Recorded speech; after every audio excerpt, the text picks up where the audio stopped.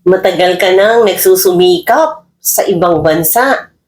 Imagine, 10 years of hard work in Dubai at patuloy kang nakakapagpadala para sa pamilya mo. Kuryente, tubig, tuition fee, emergencies. Pero pag uwi mo, parang hindi ka pa rin talaga nakaka-establish ng sariling space mo. Hindi ito para panghinaan ka ng loob, ha? Kundi para paalalahanan ka na may mga paraan para maabot mo ang mga pangarap mo na magkaroon ng sarili mong tahanan.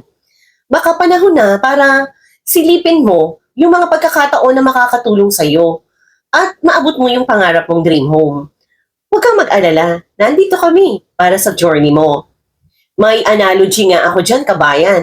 Ang pagpapadala na walang malinaw na direksyon ay parang pagbubuhos ng tubig sa isang butas na balde.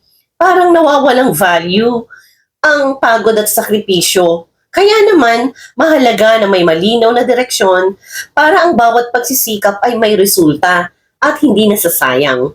Ang real estate ay isang asset na patuloy na tumataas ang halaga habang tumatagal ang panahon. You deserve a visible reward for your sacrifices. Paunti-unti, makakamit mo din ang dream home mo. Message ka lang, kabayan.